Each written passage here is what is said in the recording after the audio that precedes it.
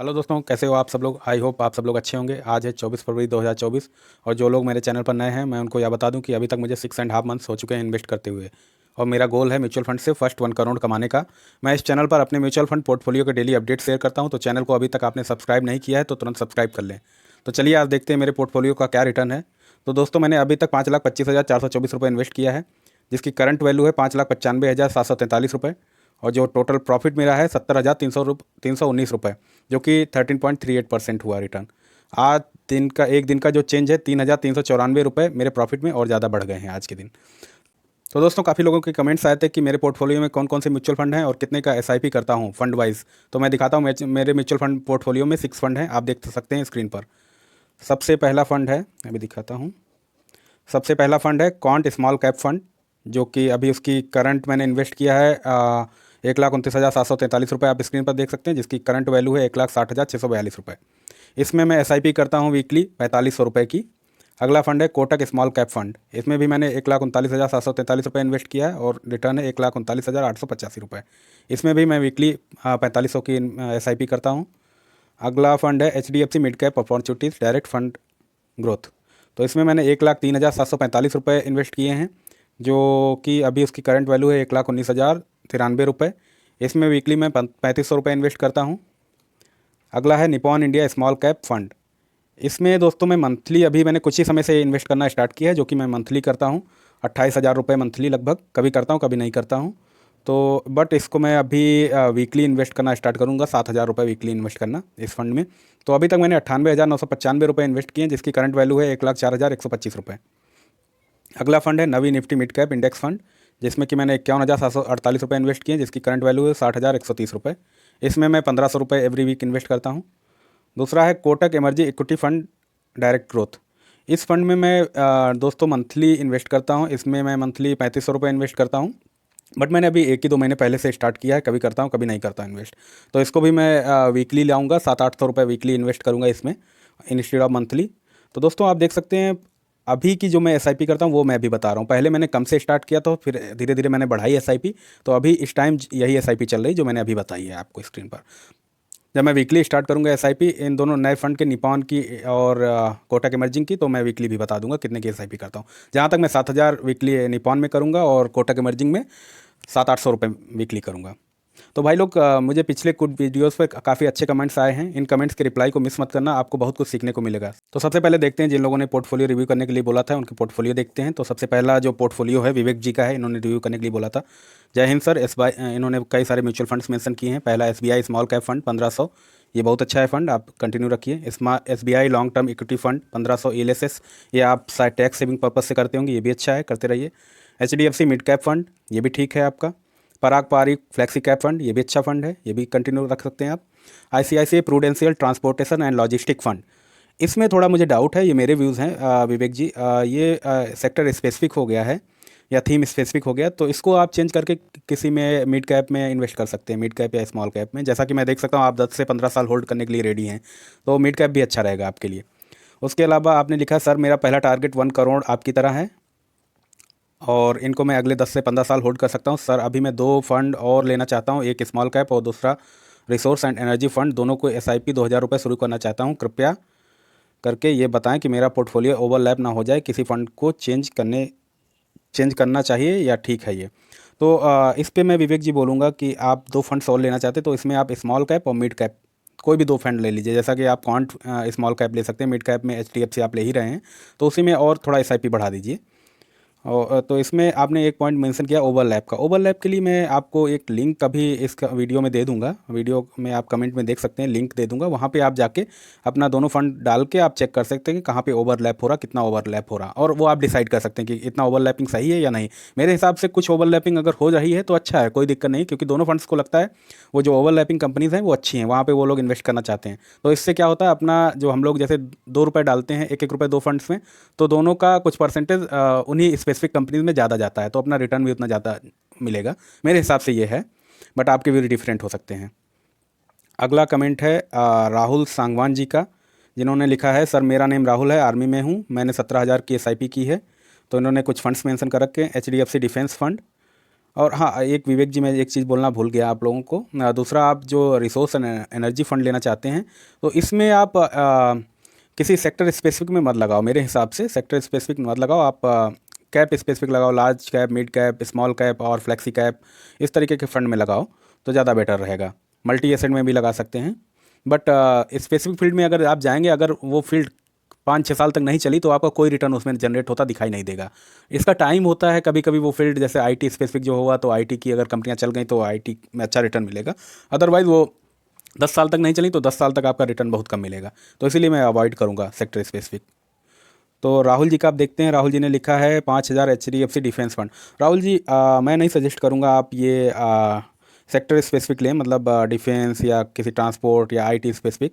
But आपने लिया है तो आपने हो सकता है कुछ सोच समझ के लिया हो, बट मैं सजेस्ट करूँगा आप कैटेगरी स्पेसिफिक लें। अगला है 3,000 रुपये ICICI pru large and mid cap, बहुत अच्छा है, आप कंटिन्यू रखिए। 3,000 DSP स्मॉल कैप, ये भी अच्छा है। 2,000 निपॉन लार्ज कैप, ये भी अच्छा है। 2,000 एक्सिस स्मॉल, ये भी अच्छा है। 2,000 बंधन मल्टी एसेट फंड, हाँ इसमें मल्टी एसेट ये भी अच्छा है, बट इसमें क्या होता है कई एसेट्स में आपका जो आप इन्वेस्टमेंट करते हैं उसको डिवाइड करते हैं, जैसे इक्विटी में और डेप्ट में और गोल्ड में, ऐसे कई सारे एसेट्स हैं। उनमें कुछ कुछ परसेंटेज गवर्नमेंट ने डिसाइड कर रखा कि मिनिमम 10% सब में होना ही चाहिए। बट मोस्टली ये लोग क्या करते हैं, म्यूचुअल फंड वाले ज़्यादातर आपका इक्विटी में इन्वेस्ट करते हैं। जो उनकी लिमिट है, लिमिट के अराउंड वो 10% गोल्ड या उसमें डेप्ट में इन्वेस्ट करेंगे, उसके अलावा जो इधर इक्विटी में इन्वेस्ट कर देते हैं। वैसे ठीक है, ये फंड आपका पोर्टफोलियो थोड़ा डाइवर्सिफाई हो जाता है। अगला आपने लिखा है 1,00,000 रुपये लमसम बंधन मल्टी एसेट इन्फो में, एनएफओ में। एनएफओ में आप मत इन्वेस्ट कीजिए, कभी भी आप एनएफओ में इन्वेस्ट करते हैं तो आपको उसका प्रीवियस हिस्ट्री नहीं पता है।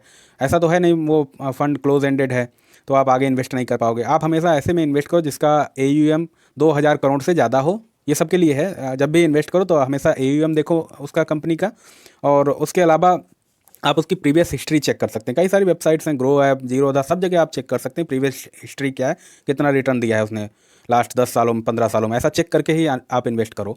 तो NFO का तो कुछ पता ही नहीं बैकग्राउंड क्या है, NFO का मतलब क्या इसने रिटर्न दिया है। बट वो कंपनी अच्छी, बंधन आप जो कर रखा है लमसम वो ठीक है, रहने दीजिए उसमें। SBI एनर्जी NFO, इसमें भी मैं बोलूँगा एनर्जी NFO आपने लिखा है तो ये सेक्टर स्पेसिफिक लग रहा है, तो इसमें मत कीजिए। मेरे हिसाब से आप मत कीजिए, और आपकी मर्जी है, आप इन्वेस्ट करना चाहो तो कर सकते हैं इन्वेस्ट। टारगेट आपका भी नेक्स्ट 15 से 20 साल है तो आप मिड कैप में जा सकते हैं। अगर इतना लंबा आपका टारगेट है तो आप मिड कैप में आराम से जाइए, बहुत अच्छा रिटर्न मिलेगा। मिड कैप में कोई भी फंड खरीद सकते हैं। स्मॉल कैप के भी जैसे आपने काफ़ी फंड खरीद रखे हैं, वहाँ पे थोड़ा बढ़ा दीजिए, नहीं तो कॉन्ट स्मॉल कैप फंड ले लीजिए। और ओवरलैपिंग के लिए मैं वेबसाइट की लिंक दे दूँगा, वहाँ से आप चेक कर लीजिए ओवरलैप कितना हो रहा है आपका पोर्टफोलियो।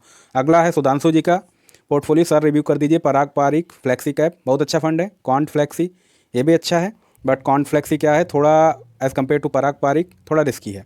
बट आपका अगर लॉन्ग टर्म में है तो कोई आपको दिक्कत नहीं है, आप कंटिन्यू रखिए। HDFC मिड कैप अपॉर्चुनिटीज़, बहुत अच्छा फंड है। कोटक इक्विटी इमर्जिंग, ये भी अच्छा फंड है, मैंने भी ले रखा है। निपॉन स्मॉल कैप, ये भी मैंने ले रखा है, अच्छा फंड है। एक्सिस स्मॉल कैप, ये भी ठीक है फंड।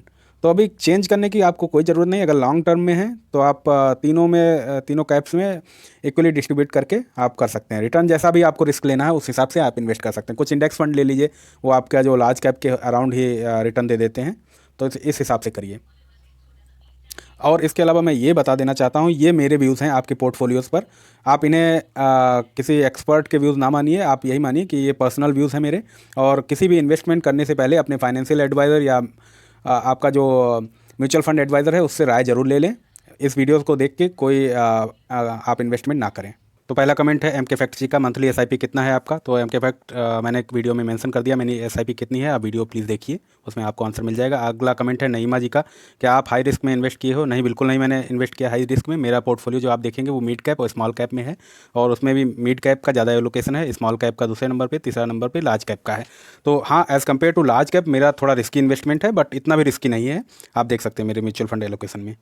अगला कमेंट है जनक सिंह जी का, सर अपना पोर्टफोलियो दिखाइए। तो जनक जी, मैंने ऑलरेडी इस वीडियो में अपना पोर्टफोलियो दिखा दिया है, आप प्लीज़ वीडियो देखिए। अगला कमेंट है क्रिकेटर KK का, सर ग्रो ऐप में इन्वेस्टमेंट करना सही है क्या, म्यूचुअल फंड में अगर इस ऐप बंद हो जाए तो क्या होगा, प्लीज़ सर बताओ।